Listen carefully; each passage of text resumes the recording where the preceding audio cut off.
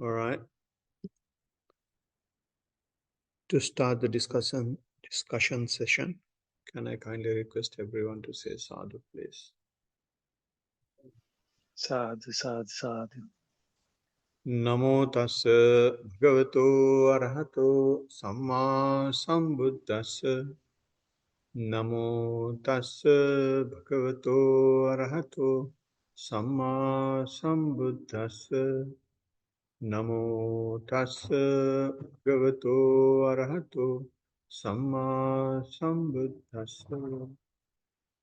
Patame pana bhogotama dhamma bhavita bahuli kata vijja vimukting paripurente ti satta kundaliya bujjanga bhavita bahuli kata vijja vimukting paripurente ti.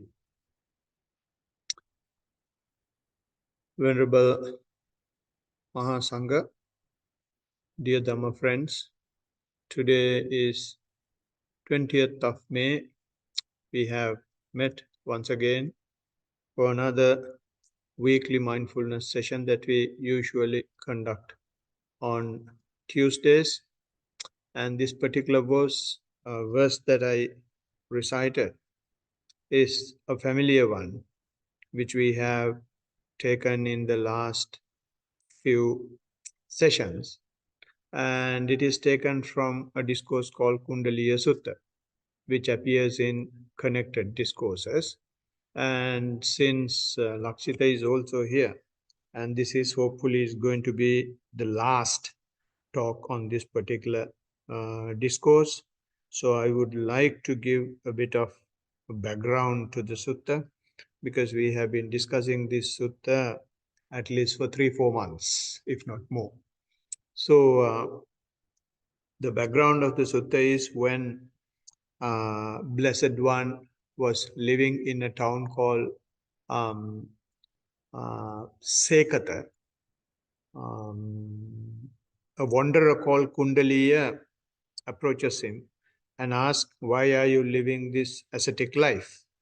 Then the Blessed One says, "I am living this ascetic life for to gain liberation." And then when he said that Blessed One is looking for liberation, he was shocked, because all this time what he has heard was that arguing with people and winning arguments is the best on one hand, and on the other hand, some other ascetics have been saying it is not good to argue. We should keep ourselves quiet.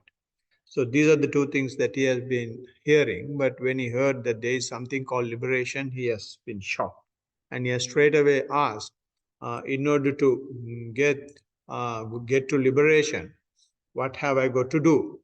Then the Blessed One says, you have got to develop the 7 factors of enlightenment. And then the next question is very obvious. He's asking then, what should I do there to get there? Then he says, 4 foundations of mindfulness will have to be completed. And then he's asking, for that, what should I do? Then he says, 3 kinds of good conduct. So then he's asking, how do I get there? Then he says, restrainment of sense faculties. So once Blessed One says, restraining the sense faculties is the way out, then Blessed One takes goes to the driving seat and tells him, this is how you will have to do. He says, to restrain sense faculties, you will have to look after your verbal activities and physical activities. So in order to look after verbal and physical activities, you will have to be very alert.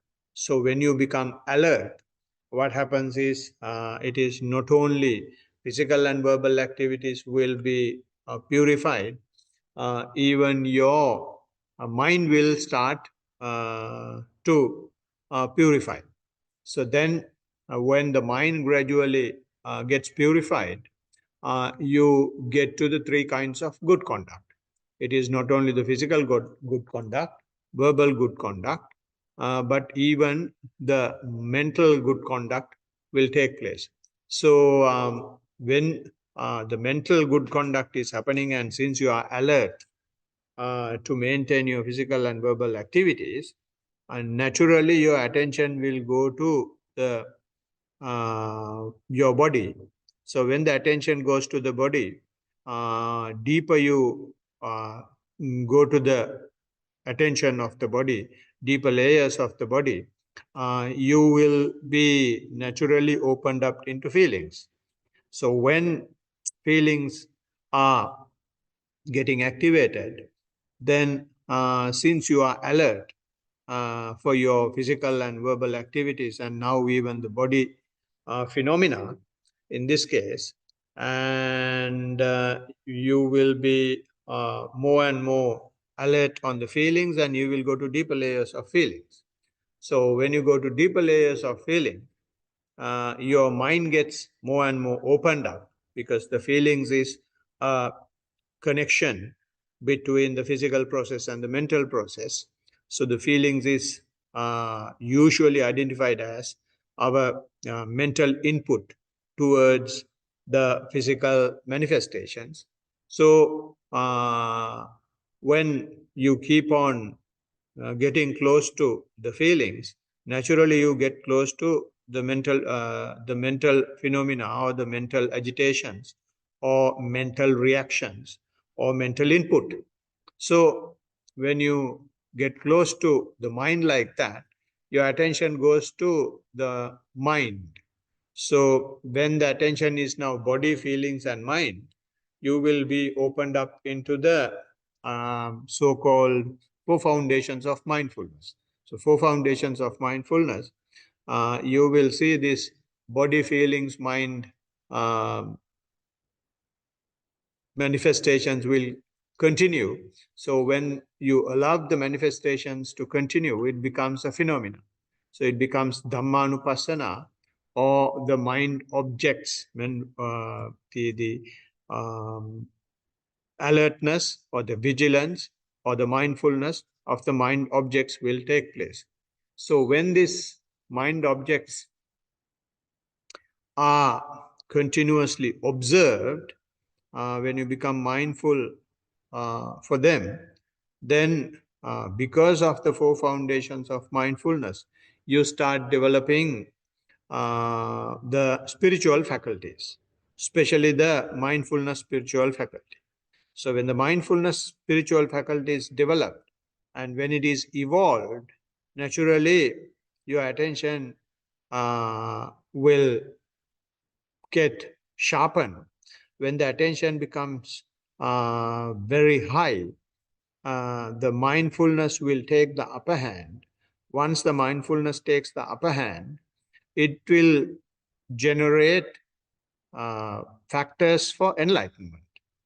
So when the factors for enlightenment are generated, all what you have is the seven factors of enlightenment. So the seven factors of enlightenment are, as we know, the mindfulness factor, and the investigation factor, and the energy factor, and then rapture factor, and then the next one is called passaddhi, blissful factor, if I'm right, or the serenity factor, and then the concentration factor, and then the wisdom factor, or the equanimity factor.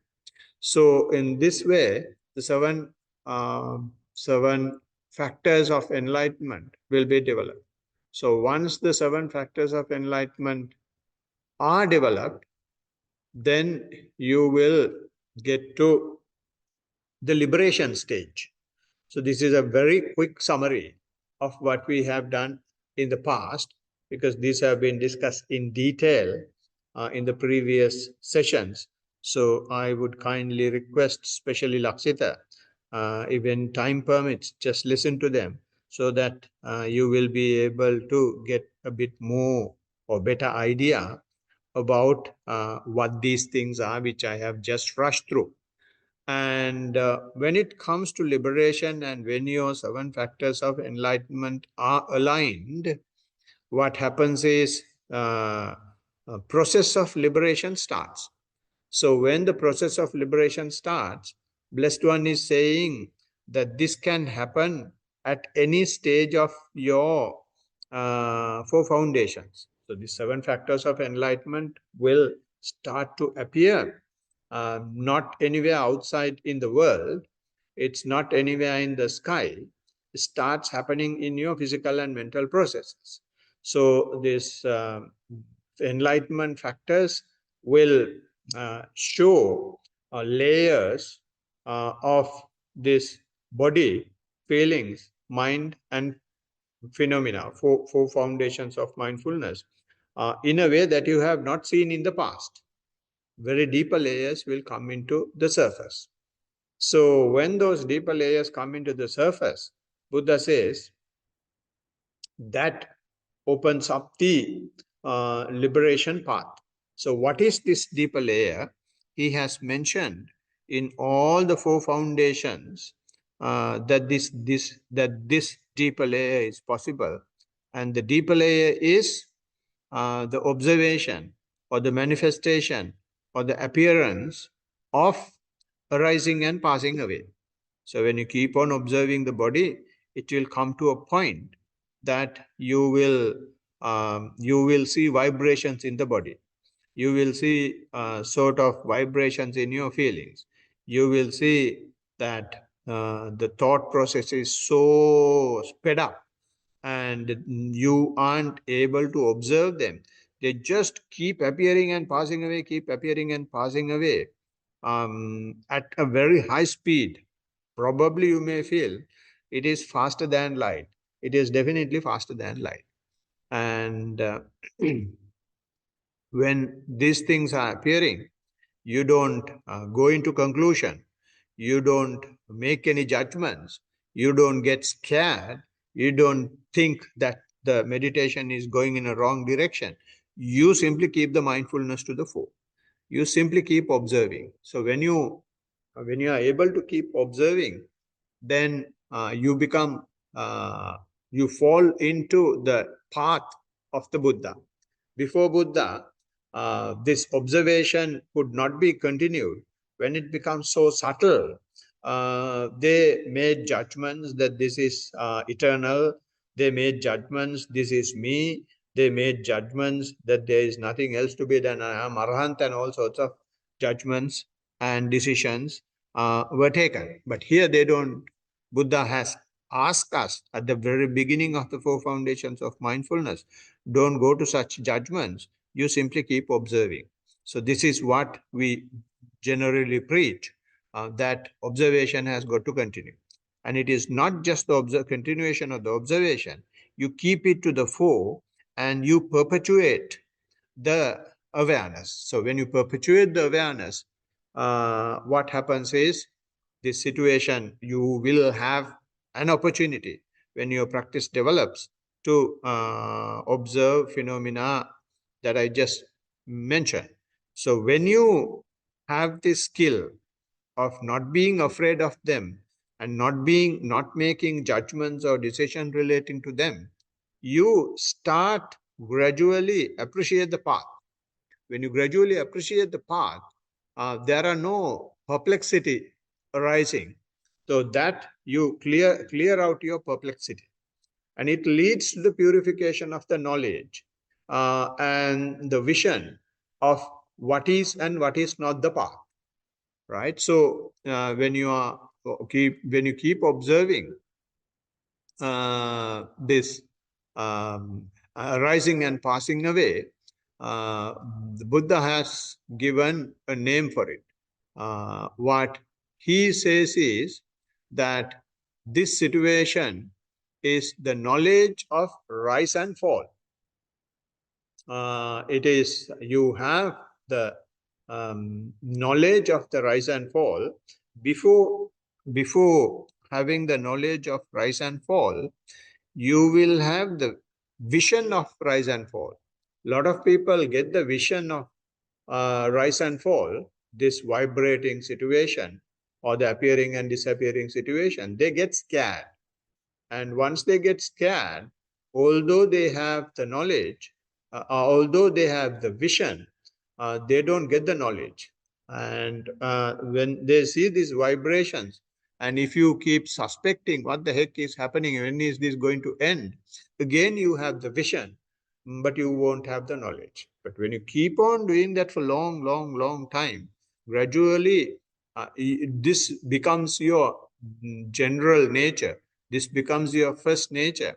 When it becomes your first nature, you become naturally get used to it, and you don't give much emphasis on it.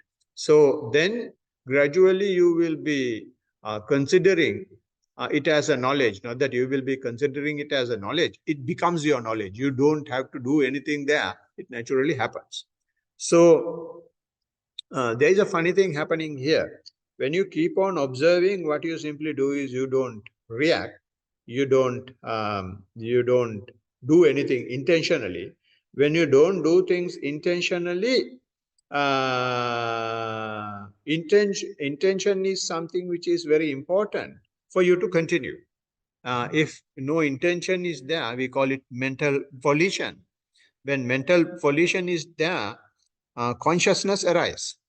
Now, since the mental volition is not there, because you just allow things to arise and pass away, the mental volition gradually subsides. So when the mental volition subsides, what happens is arising gradually stops.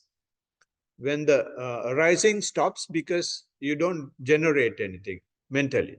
So there is no consciousness to generate either form or feeling or thoughts or anything else, right? So this is again also a phenomena. So when some people says, I don't feel breath, but I feel the out breath, because the mind is now getting ready to see the not the rising path, but the falling path, disappearing path. And then you don't care very much whether the breath is there or whether you see the appearances. I'm just taking the breath as an example. Probably at this stage you may not feel breath at all. You simply allow whatever happens to happen. Then what you will observe is this disappearing also is not appearing slowly. That also becomes bit agitated and aggravated, and disappearance starts taking place at a very fast rate. So when the disappearance starts appearing very fast rate, since you don't make any mental volitions and no appearances, it will come to a point the disappearance aggravates, and it becomes a whole blast off. So that will happen only when you are very still, and so many things are happening in your physical mental process which you can't nominate, which you can't identify. Only thing what you do is you let any damn thing happen, and you completely go to a side and let the natural phenomena evolve. Then, since you are not poking your fingers in, since the self notion is now very much dead, and you see that the loss of self as possibly a blast, right? And when you see this, a lot of people open their eyes, and before this happens, a lot of other things happen. Some people start sweating, some people start getting goosebumps, which is a very early stage, and a lot of other things happen, and these won't happen overnight. And when you keep observing uh, for long time, these things will happen. And if you don't open eyes, and if you again let anything happen, then you continue, then it is not only a vision. Some people, as soon as when they see or when something like this is to happen, they open their eyes. And when they open their eyes, vision is about to happen, but they don't allow the vision to come. And some people, they don't open the eyes, they let it happen. But as soon as it happens, they open their eyes. Or after happening, they think, something is wrong in the practice, or something is wrong in them, or something is wrong in the teacher, and they don't want to practice. they stop the practice. Or else they say this is not something that is possible to be done while working and while raising kids and having a normal life. So I will have to do only after 65 years. So what happens is, again, you have the vision, but it does not become, you don't provide the necessary input, which is equanimity or continuous observation for it to continue. So you don't get the knowledge, right? So, but if you don't bother, and if you have the mentality that let my bones crack, let my flesh dissolve, let my bloods dry. I don't care. I keep practicing. And then when you keep practicing in this manner, if this, if you are able to provide the necessary conditions, once it has happened, it will not immediately happen on the following day. It might take, again, some time, because you don't know how you provided the conditions for it to arise. You don't keep a map. You don't keep, drawing of the path that naturally evolves when you, without your knowledge, provide the necessary conditions. So once again, one day again, maybe after a week, maybe after 2 weeks, maybe after 3 weeks, maybe after 1 month, maybe after 3 months, maybe after 6 months, once again, these conditions might align. So once the conditions align, again this will happen. So you may now have an idea how it is happening, and gradually you will get used to this, and this thing will start happening very frequently, and you don't bother much. You don't suspect what's happening. You just keep observing and keep practicing. Then not only the vision, you will also have the knowledge, right? So in this manner, when it happens, we call it the knowledge of dissolution. So when you have the knowledge of dissolution, what happens is, what gets dissolved is your physical process. Not that it really goes into pieces, but you have such a vision, right? Um, when that happens, your physical process is what you see is no longer available, and mental process is also now very firm, and you don't try to hold on to anything, and therefore you generate bit of fear, although the word is not really good. You become little bit terrified about not what happened, but about our lives. And if I live, and this is what I am living for, this is something that is happening. Although you see this dissolution after providing necessary factors from the practice, this dissolution is something that is happening, that has been happening throughout our entire samsara, right? And ever since we were born, this disappearance has been happening. But disappearance has been happening. We did not see the disappearance. What we continuously did was providing conditions to the appearance to happen. We are every thought moment making mental volitions. So when we make mental volitions, by having a family, by going to work, by looking for promotions, by looking for projects, by looking for wife, by looking for husbands, and having investment properties, and arguing with people, playing. I'm not saying these are bad things, but all these are things which create mental volitions. So because of these mental volitions arising, we are providing conditions for arising to happen. So we are so busy with mental volition. So therefore, we have not had an opportunity, let alone to see the dissolution. We were not aware of whether there was something called rise and fall, right? Appearing and disappearing. Now you have provided the conditions and you have seen it. So then he becomes terrified about what we have been doing so far. It is not about the experience. So therefore, he feels that it is high time to apply the brakes and take the next exit, right? So he provide now becomes more and more prepared now to walk on the path, because all what we are doing, if we are continuing, is making this mess of this disappearance, and it will happen whether we like it or not at the time of death. So therefore, he will have this knowledge, and it is not a real experience, but it is an attitude change. Because when you see this dissolution, what you confirm is things are not permanent.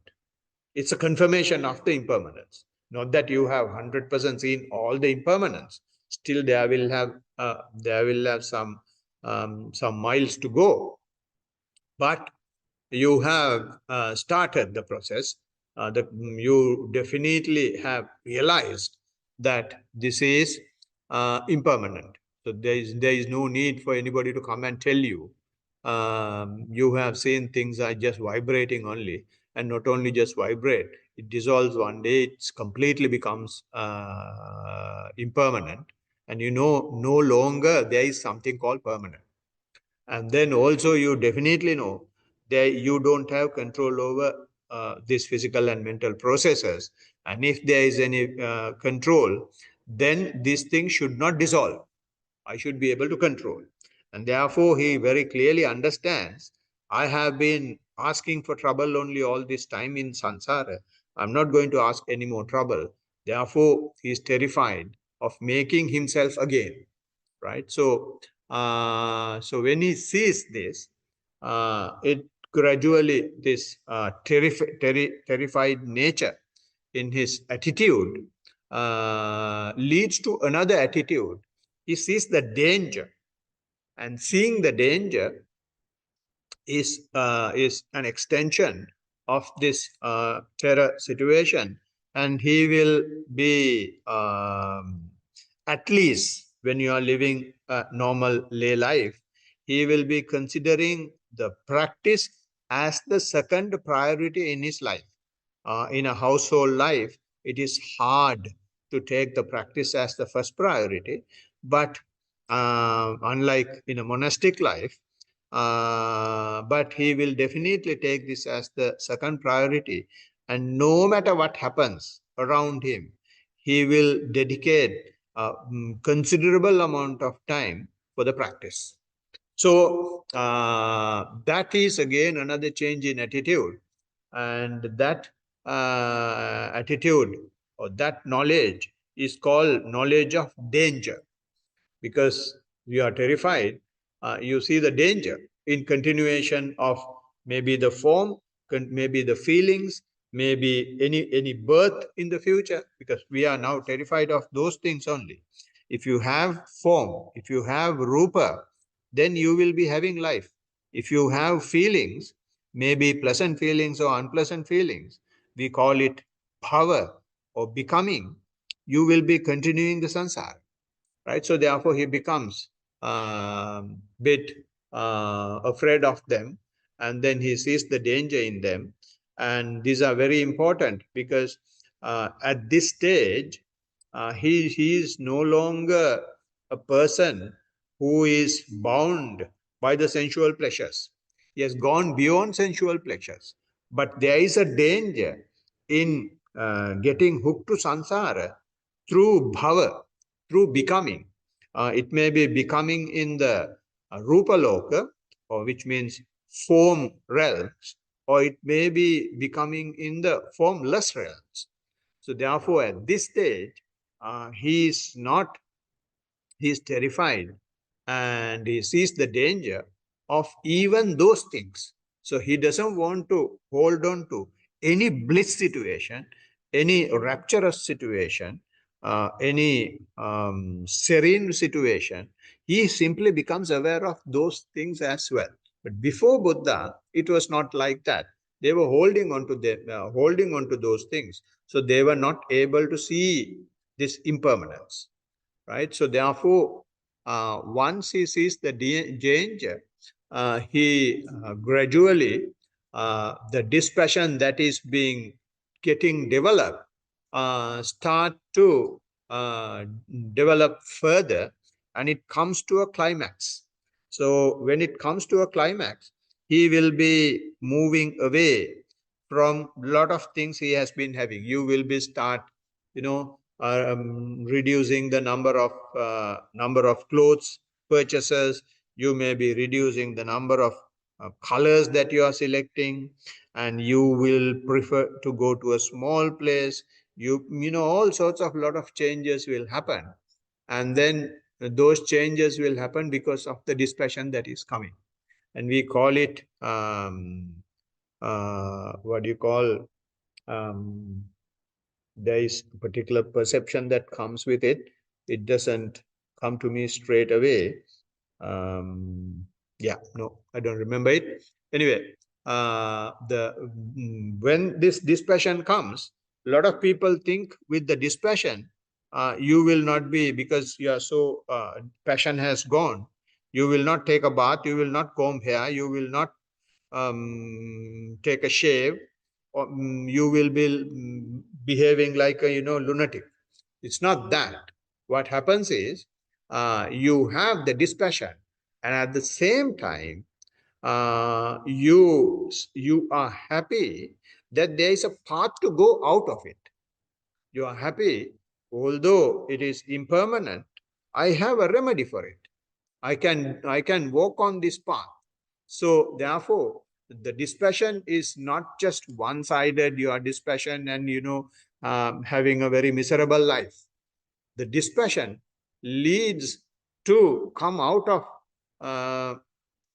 out of all the clingings, and then get rid of all the negativities that you have, and you have seen, you have experienced to some extent that path, right? So therefore, he's putting his entire effort into it.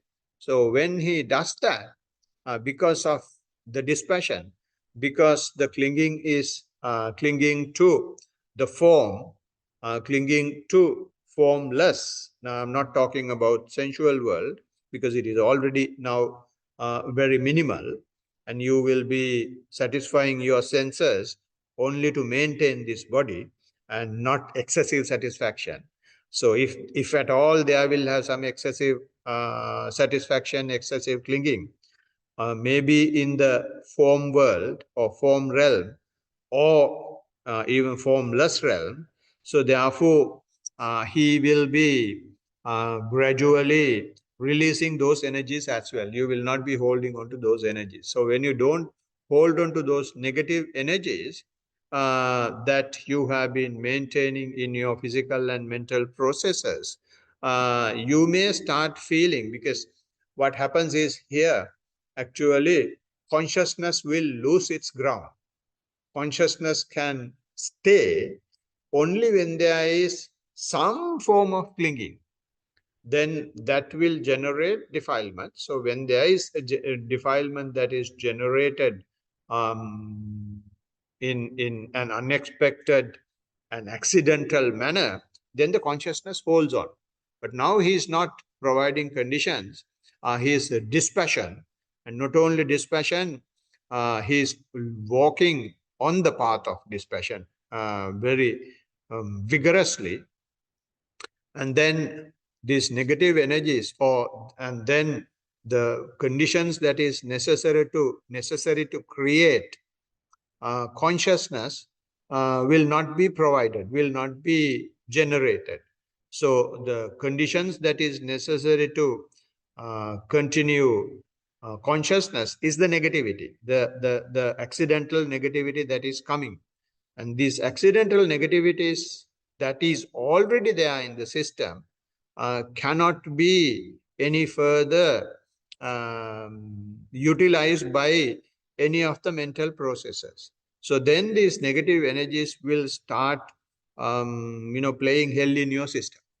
And it will be, people are complaining that my tummy is bloating so much, or tummy is getting so tightened.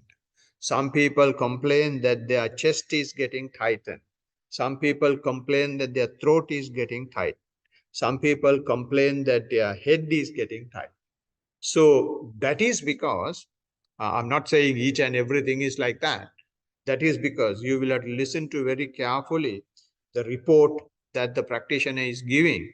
So from the report, the teacher, if he has practiced mindfulness and if he has some experience, he will be able to see the path, whether he has been walking in the path on the right manner. And then the teacher will have some reasonable gauge that he is on the clearance of the negativities in the system. So when this is happening, they have a good name for it. It is called desire for deliverance. And in Pali, you call it munchitu kamyata. Munchitu means deliver, or let it go, give up, right? Midena. And kamyata means willingness, desire, liking.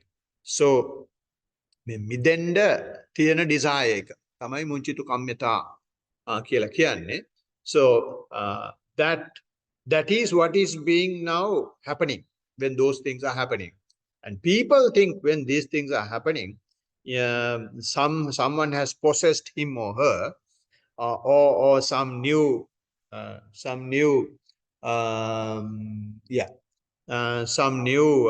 what do you call, uh, new disease has come up.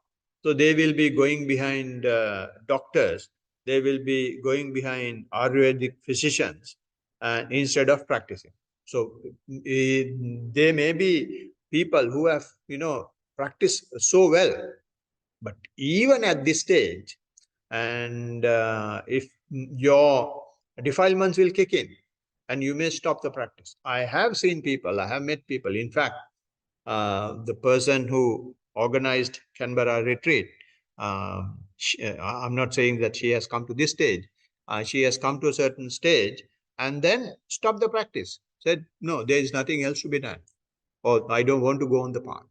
She has stopped the practice for 6 months. When I met her in 2021, I think. And then I blasted her. You should, I should cane you, I said. Then she started practicing since then, and then continuously practice, and not only continuously practice. She organized a lot of retreats in Sri Lanka through her relatives, and also she organized a Canberra retreat this time. And so what I want to say is, there will have, even at such stages, there is a possibility to stop. That is because you don't have that necessary energy. And especially, it is so when you don't have a noble friend to talk. And until she met me after 6 months of stopping, she hasn't met anybody. So therefore, this dialogue is so important, because our mind is so crafty to take you away from the practice. And if there are people at home who are not practicing, and if you are talking these things with them, you will definitely stop.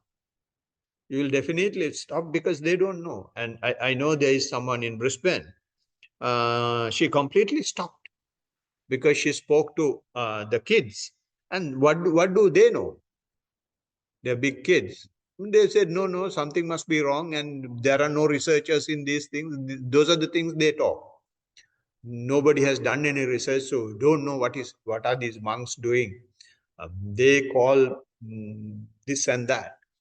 Don't go and see a psychiatrist. Thank God, not thank Buddha. And so what I want to say is, so that sort of thing will happen. Again, it's not a disease. This is how you are being purified. It's part of the purification. And you will have to, when this happens, this is something very, very strong. This can be very strong for some people. I met someone when I was a layperson. and she was my teacher when I met her in a Goenkaji's retreat. And when I was having an experience like that, what she told me was, don't get alarmed by this. What she told me was, I was having this experience for 9 years. I was having this experience for 9 years, and this pressure, this tension is getting built up. But I had to just keep observing.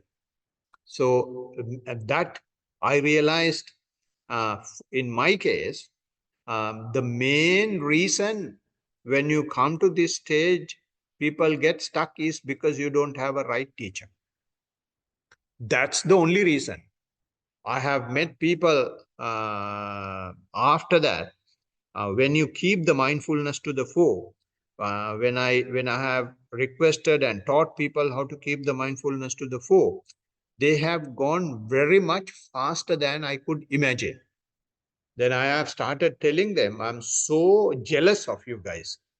Because when I did, there was nobody to teach me. And I just went through the things, and somehow or other I was able to continue the practice. But if you really tell the people, this is what is happening and this is what we have got to do, nothing else to do, you have to simply keep the mindfulness to the fore. And then there is no question of 9 years coming into the picture. This is why Lord Buddha said, this can be done in 7 days. But if you are not that smart, definitely this could be done in 7 years. So such a guarantee is there. So when these things are happening, these are things that you have never experienced in your normal life. These are not things that have been taught in your universities, irrespective of number of PhDs you have. None of those fellows are aware of these things. And even Einstein, when he came to this stage, he built up he formed a formula for it instead of having his own experience. He has come to that stage. He has come to E is equal to mc squared. When he came to that, he will have to give that up. Only once you give that perception away, only when you relinquish that perception, then only you will be able to experience it. But instead, he took the perception and he made an equation, and he got a big prize, right? So Buddha has gone beyond the equation, and nobody gave him a prize. Nobody gave him a prize, but nobody was able to give any better knowledge than that. But there are so many people after Einstein who has gone beyond what he has said.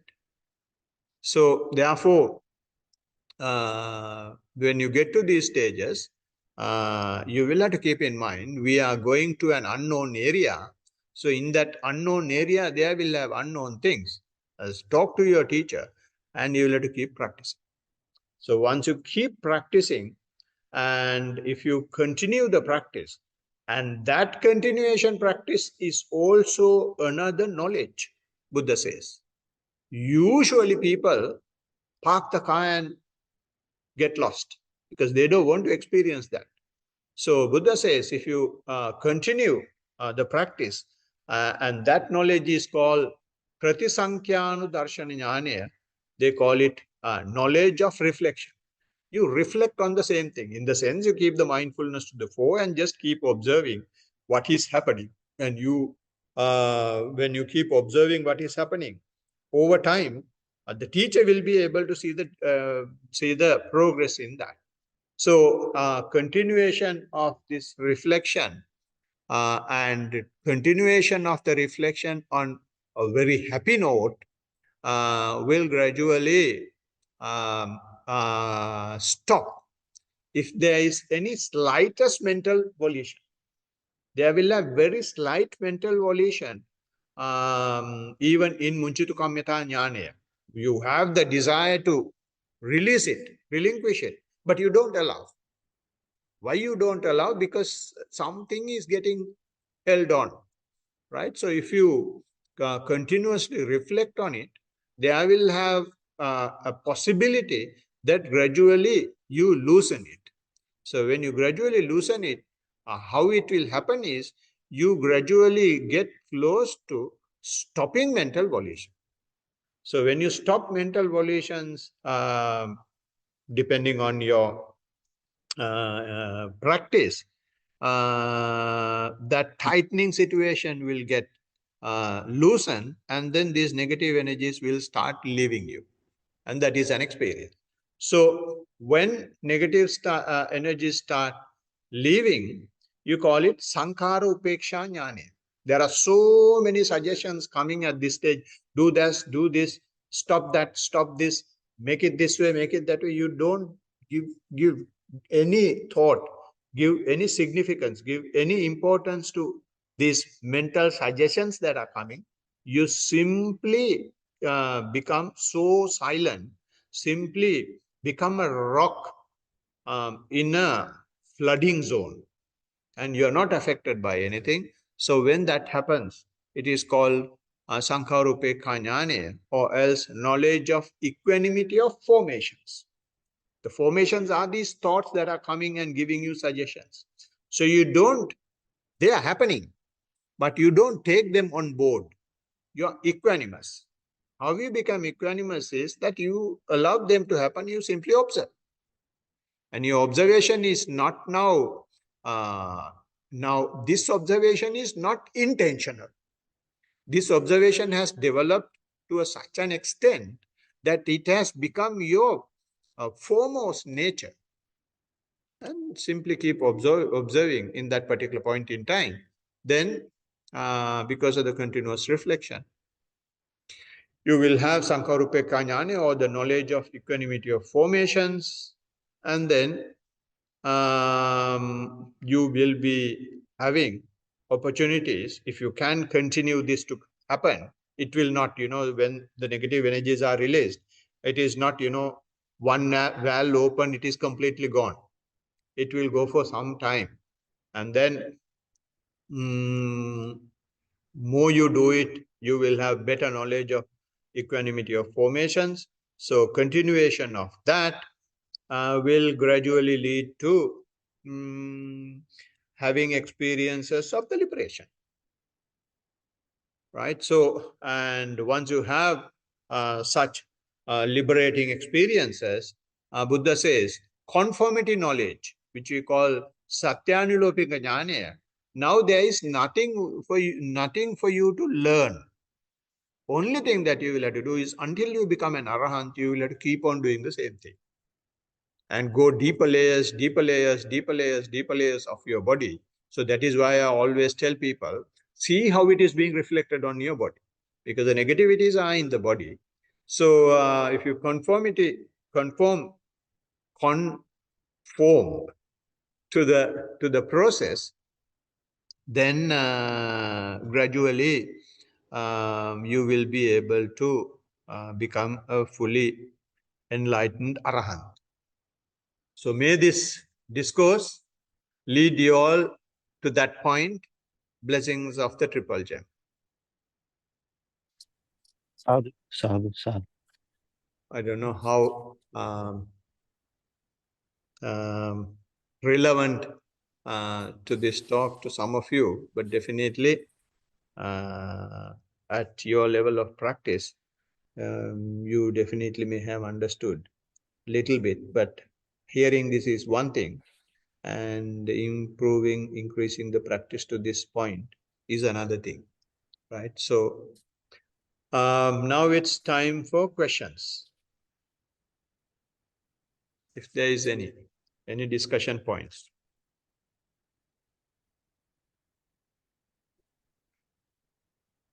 Teruvan Saranai, Teruvan Saranai.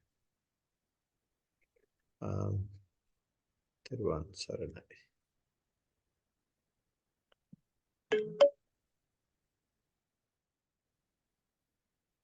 I need to talk to you when you are free. Just give me a call.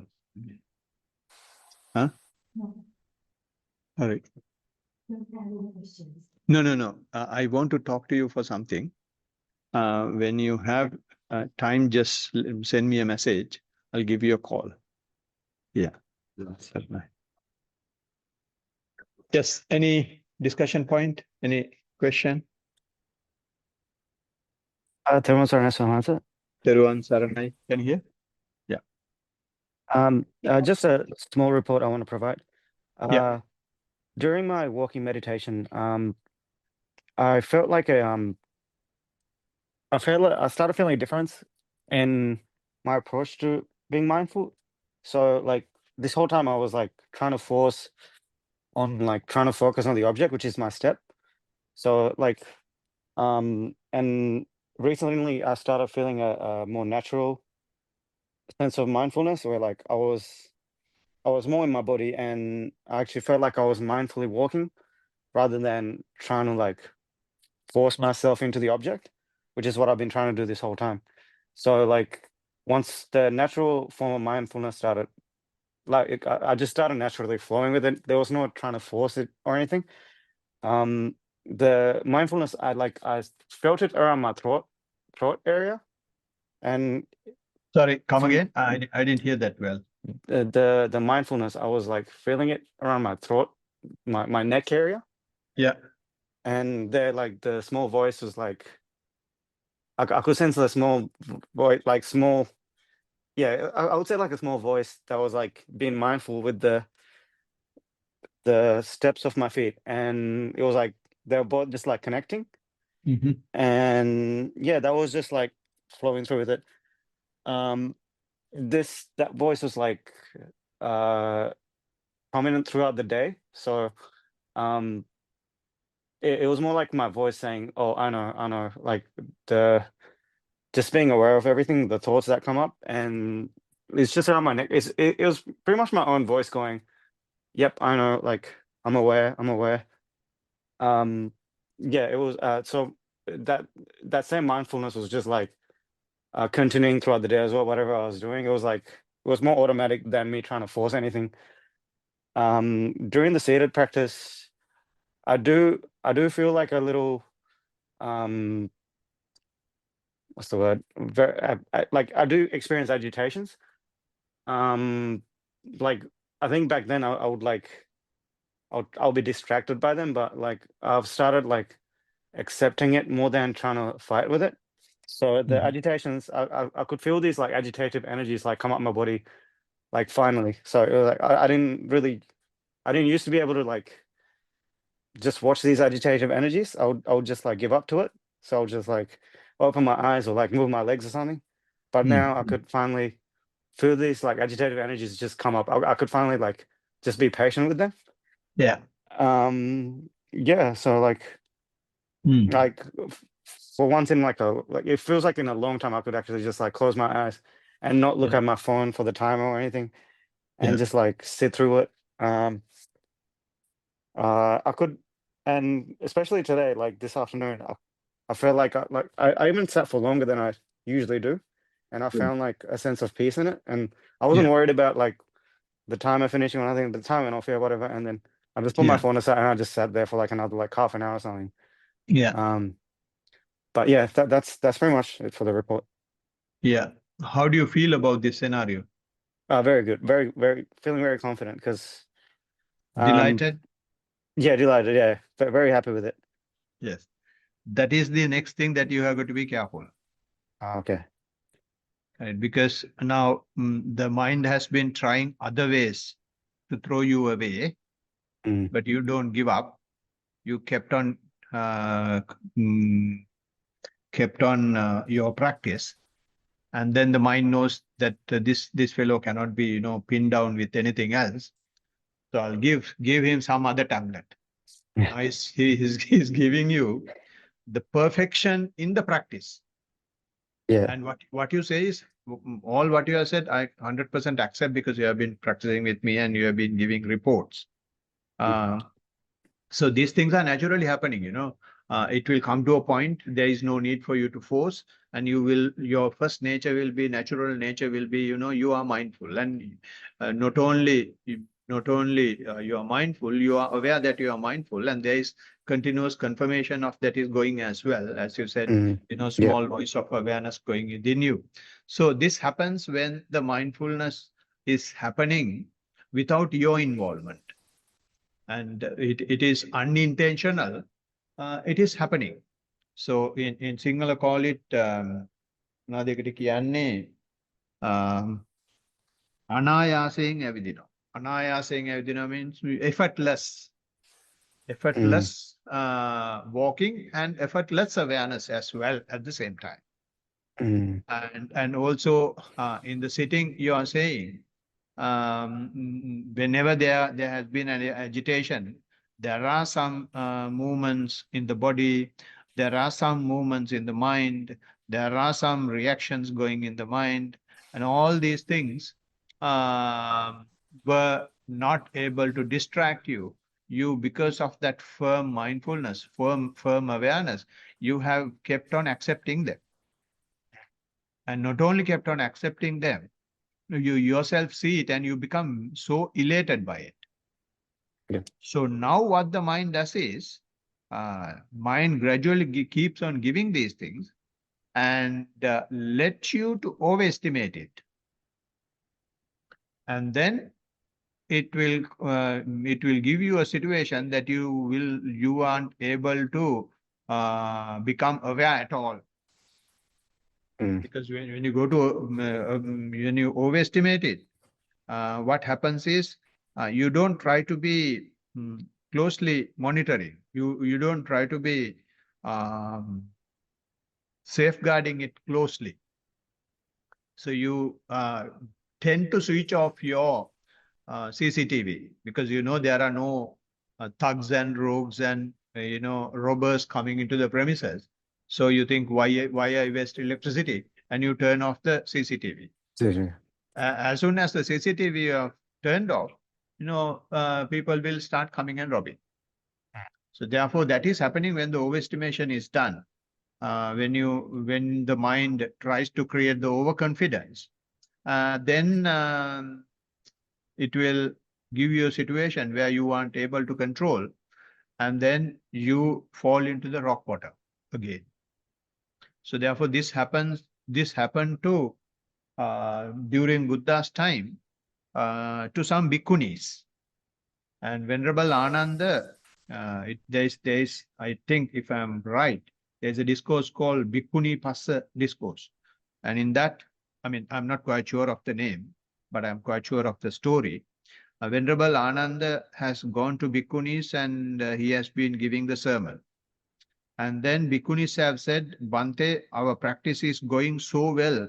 We are always with the four foundations of mindfulness. And we are so happy about it. And we are so grateful to Lord Buddha and you coming and teaching. And as all the elated talks have been giving. And then Venerable Ananda comes to Lord Buddha and report, this is where I went and this is the sermon I did and this is what they said. And then the Blessed One has told, Ananda, when you go next time, just tell them all what they are saying will completely get shattered.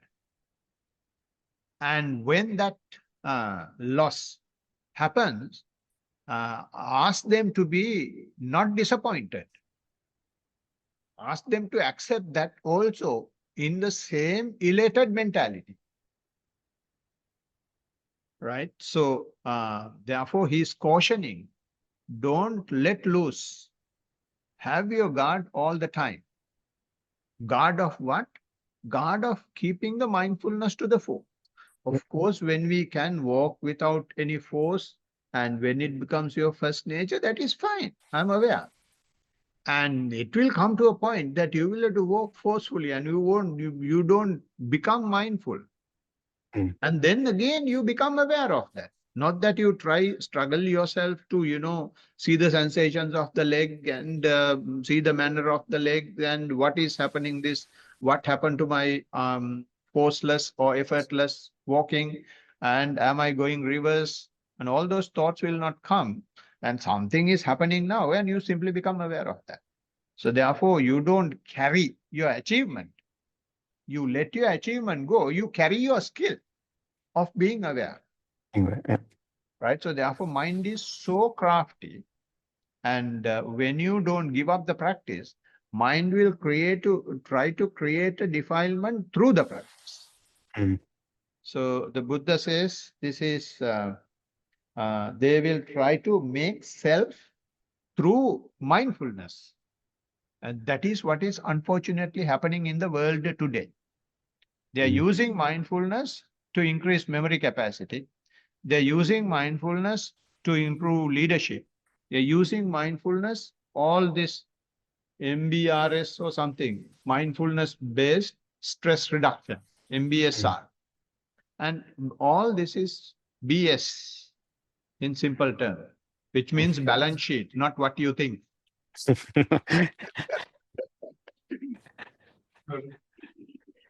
Yo, you guys are so corrupt, and when you say something, you think something. Yeah, so therefore, yes, when you are happy, that is good. But be aware that you will lose that happiness, and I will become mindful for that as well. So whether something is there or not, you will maintain your appreciation of mindfulness. That will never leave happiness. Yep. So for the happiness to continue, we will have to accept unhappiness. So Buddha said, yeah, for the first truth is the truth of suffering. So mind is trying to create suffering through these things as well now. So it's a progress, though. It's a good progress. So keep it up. Good on you. Teruvan Saranai. Anything else from here? Nihilism. Thank you, Lakshita. What is English වචන හරියට තේරෙන්නේ නැහැ. Right. Anything here? No. Right. No. Yes, very quiet here. So we can chant the stanza, and we have generated a lot of merits today from the practice and listening to the talk and listening to this Q&A session. So we will transfer those merits to the rest of the universe. To do that, let me just give me a second. To do that, we will be chanting our transfer of merit stanzas. I will share that in the group. Can I get Tanuka to do it this time, Tanuka? We can recite as well at the same time. Yes, Swaminathan.